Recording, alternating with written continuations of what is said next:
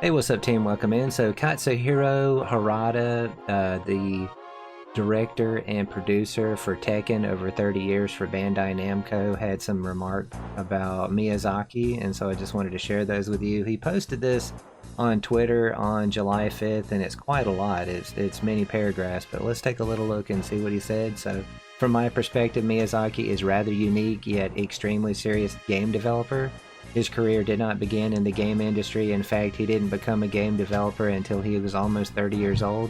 Even among developers of my generation, those born in the 70s, I think it's remarkable that someone who wasn't even a game developer during the dawn of the Polygon era eventually became one of Japan's most representative game creators. In other words, compared to the rest of us from the same generation, including myself, his career path is exceptionally unusual. Most notably, unlike many of us, he was not working at one of the major development studios that held a significant technological advantage during the early Polygon era.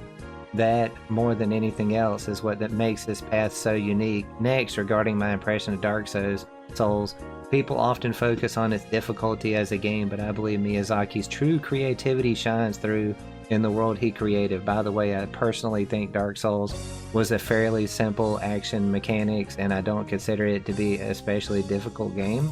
And then he goes on to say that, talking about Miyazaki, there are two things about him that have always stayed with me. The first, back when I was developing Summer Lesson for VR around the time it was generating a lot of buzz. One day he came to try an early build of Summer Lesson along with several people from several other game companies. While everyone else was laughing, chatting, and having fun with it, Miyazaki alone played it with incredible seriousness. Then after everyone had finished and started discussing their impressions, he remained completely silent, staring intently at the preview monitor, deep in thought.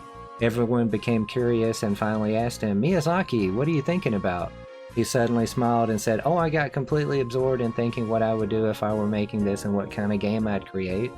What he talked about after that was, in the best possible sense, completely insane.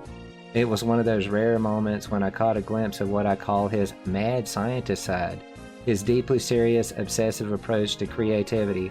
And he goes on to talk about another thing about Miyazaki that stuck with him, and there's, like I said, there's quite a bit here, so I'll make sure to post this for you guys. Make sure to share it. Harada, Tekken Boss, had some comments to say about Miyazaki, so I love you guys. I appreciate you. Take it easy, and I'll see you later.